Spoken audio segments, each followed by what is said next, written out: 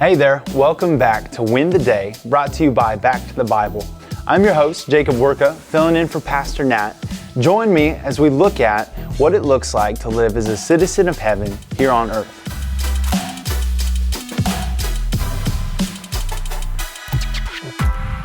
Today, we're exploring Matthew 5, verses 6 through 9. These verses are found in Jesus' Sermon on the Mount. This is Jesus' powerful explanation of what it looks like to live on earth as a citizen of heaven. First, in verse 6, we read, "Blessed are those who hunger and thirst for righteousness, for they will be satisfied." This reminds me of the classic Snickers commercials with the tagline, "You aren't you when you're hungry." I bet you can think of a time where you let your hunger get the best of you. Because hunger is powerful. Your body needs food. That's why Jesus uses this comparison to food. But what is it that he says that we should hunger for?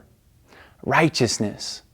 People are blessed who have an intense desire to live the right way and who pursue to live the way God created us to live. These people aren't satisfied with living in their sin like the rest of this world.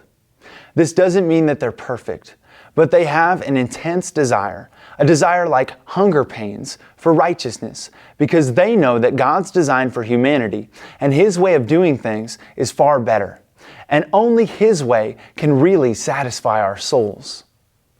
In verse 7, Jesus says, "Blessed are the merciful, for they will receive mercy." What a powerful idea.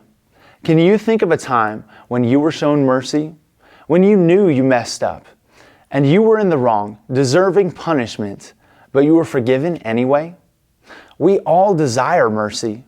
We all desire forgiveness, but how often are we willing to show it to others? The truth is that we need to remember how much mercy we were shown by Jesus on the cross. When we begin to understand how much mercy was poured out on us, I believe the natural response is to start to show that mercy towards others. This idea of mercy goes further than just forgiveness.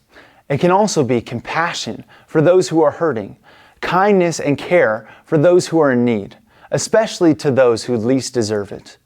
Because not one of us deserves the mercy that we were shown on the cross. Jesus goes on to say in verse 8, "Blessed are the pure in heart, for they shall see God." I find this verse particularly challenging because I know I'm not perfect, and I know my heart isn't pure. Jesus knows this too. So what does he mean? I believe this is touching on the core of Jesus' teachings throughout the Sermon on the Mount. He's not just concerned with our external actions, but our internal heart motivations. A person who's pure in heart has a sincere faith and a true desire to know Jesus. They don't just want to pursue doing good things. They want to pursue God. This doesn't mean that they're perfect, but that their motivations are true. These are people who aren't just seeking to act good or to put on a show for the approval of others.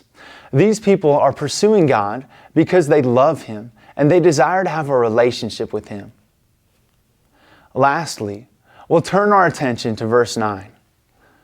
"Blessed are the peacemakers, for they shall be called sons of God." As we look at the world around us, we're constantly reminded that human beings don't naturally make peace. We constantly look for things to argue and divide over. Jesus says that children of God seek to make peace. Why? Because Jesus came to bring peace between sinners and a holy God. The gospel is the message of peace. Now, those who follow Jesus are called to go into the world and to create peace between ourselves and others. So we need to bring this message, this good news of peace, into all the world. When people understand that they now have peace with their Maker, they can go and seek peace with each other. Keep in mind, peacemakers aren't just people who go in between those who are fighting, but could also be the people who find themselves on either side of an argument and decide to take a step back and remember that peace between each other is probably more important than being right. All of these teachings are challenging. They go against our natural way of doing things at every level. Pursuing righteousness and mercy, having pure hearts, and making peace, they don't come to us easily. These actions can only come from hearts that have been transformed by the good news of the gospel of peace.